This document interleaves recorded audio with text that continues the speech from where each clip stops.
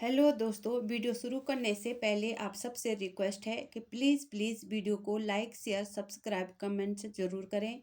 Icon bell को ज़रूर दबाएं जिससे वीडियो की नोटिफिकेशन आपको मिलती रहे। धृतराष्ट्र ने पांडवों को हस्तिनापुर के बदले खांडव वन के खंडर क्यों दिए और पांडवों ने खांडव वन का निर्माण कैसे किया। पौराणिक कथा के अनुसार द्रौपदी के विवाह के बाद जब पांडव हस्तिनापुर गए तब भगवान श्री कृष्ण और धृष्टद्युम्न भी वहां गए। धृतराष्ट्र के साथ सभा में बैठे धृतराष्ट्र ने कहा कि मुझे बहुत प्रसन्नता हुई है कि हमारे बच्चे हमें मिल गए।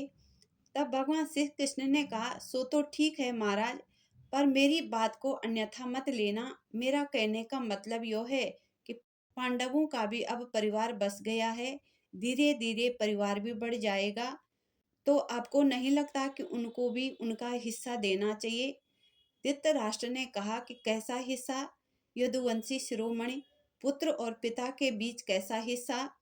श्री कृष्ण ने कहा कि उनका स्वतंत्र अधिकार, जिसे वो अपनी इच्छा अनुसार अपना कार्य कर सकें, उन्हें अनुभव हो सके।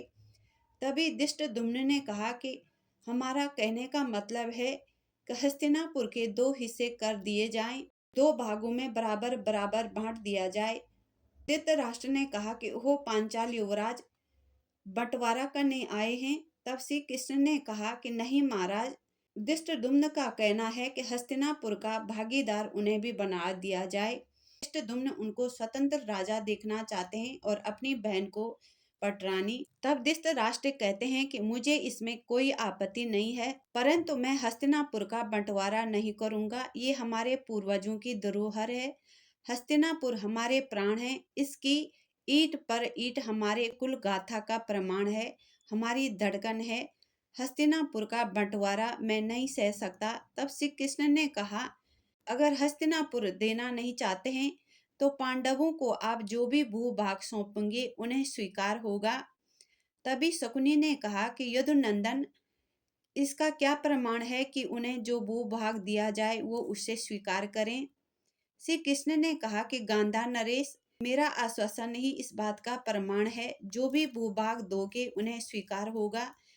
तभी शकुनी ने कहा कि ठहरो महाराज ठहरो। धृतराष्ट्र ने, तुम क्या करना चाहते हो शकुनी?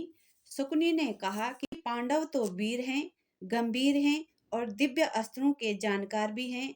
वे तो राज्य के अनुपयोगी भाग को भी संपन्न बना सकते हैं। खंडरों में भी वे सोने की नदियां बहा सकते हैं। अगर राज्य को ही समृद्ध बनाना चाहते हैं तो उन्हें कोई ऐसा भूभाग सौंप दिया जाए जिसमें वे अपनी पूरी शक्ति का प्रदर्शन कर सकें। धृतराष्ट्र ने कहा कि तुम ठीक कहते हो शकुनी, इसलिए मैं अपने पूर्वजों का खांडव प्रस्थ खांडव वन सौंपता हूँ। उससे जुड़ा शेष भूभाग भी। मुझे पांडवों पर पूरा भरोसा है। शकुनी ने कहा, हाँ जीजाश्री, मेरे प्रिय भांजे वहां हस्तिनापुर से भी भव्य नगर बसाएंगे। तब श्री कृष्ण ने कहा, महाराज, मुझे और धृष्टद्युम्न दोनों को आपका निर्णय स्वीकार है। इतिहास साक्षी है कि सौरभी राजाओं ने अपनी भुजाओं के बल से ही नए नए नगरों का निर्माण किया है। निश्चय ही गांधार नरेश की ये बात सत्य होकर रहेगी। तब माता कुंती ने कहा कि आखिर महाराज ने क्या निर्णय लिया है देवकी नंदन? तब श्री कृष्ण ने कहा कि बुआ, जो मुझे पूर्व में अनुमान था, महाराज धृतराष्ट्र ने आपको खांडव वन प्रस्थ सौंपा है। कुंती ने कहा, खांडव वन? वहाँ क्या है? खांडव वन में अब क्या रखा है? वहाँ तो खंडर ही खंडर है पुत्र, वहाँ क्या राजधानी बनेगी? श्री कृष्ण कहते हैं कि वहाँ बहुत कुछ है बुआ।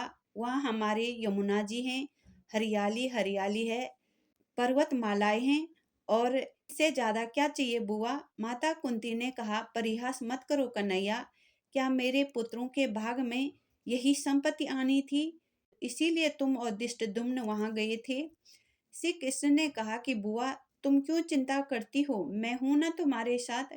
माता कुंती ने कहा, पर ये न्याय नहीं है। युधिष्ठिर ने कहा कि अब न्याय और अन्याय का प्रश्न ही नहीं है, जो महाराज ने सौंप दिया है वही स्वीकार है।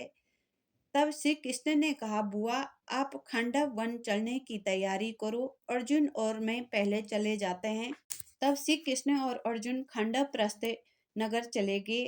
अर्जुन ने कहा, केशव, यहाँ तो खंडर ही खंडर हैं, यहाँ नगर कैसे बनाएंगे? श्री कृष्ण ने कहा कि आपके पूर्वजों ने भी तो पूर्व में नगर बसाया है। अर्जुन ने कहा, उस समय जरूर दैवीय शक्ति के कारण बनाया होगा। श्री कृष्ण ने कहा कि वो तो आज भी हो सकता है। तब श्री कृष्ण ने देव शिल्पी का आह्वान किया। देव शिल्पी ने भगवान श्री कृष्ण को प्रकट होकर प्रणाम करा और कहा कि क्या आज्ञा है प्रभु, मुझे तुम्हें यहाँ सुंदर नगर का निर्माण करना है। देव शिल्पी ने कहा कि ये तो पूर्व में दानव ने किया है। तब देव शिल्पी ने दानव का आह्वान किया। मैं दानवों का राजा दानव आया।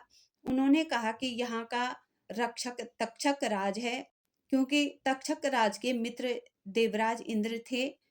तब भगवान श्री कृष्ण ने देवराज इंद्र का आह्वान किया और देवराज इंद्र ने तक्षक राज को वहां से जाने के लिए कहा। तक्षक राज वहां से चले गए। देवराज इंद्र अर्जुन के धर्म पिता हैं। तब अर्जुन ने देवराज इंद्र को प्रणाम किया। तब श्री कृष्ण ने कहा कि इस नगर का नाम इंद्रप्रस्थ होगा। इंद्रप्रस्थ नाम रखने से देवराज इंद्र ने भगवान श्री कृष्ण का आभार व्यक्त किया। इंद्रदेव ने इंद्रप्रस्थ में इंद्रलोक से बड़ा सुधर्मा सभा बनाने को कहा और देवराज इंद्र चले गए। और तब देव शिल्पी ने खंडव वनप्रस्थ का निर्माण किया और एक सुंदर नगर बना दिया। पांडु पुत्र जो भी वहां छुपी संपत्ति थी उसके अधिकारी हो गए। पांडवों ने भगवान श्री कृष्ण के शुभ चरणों के साथ प्रथम तिलक करके गृह प्रवेश किया।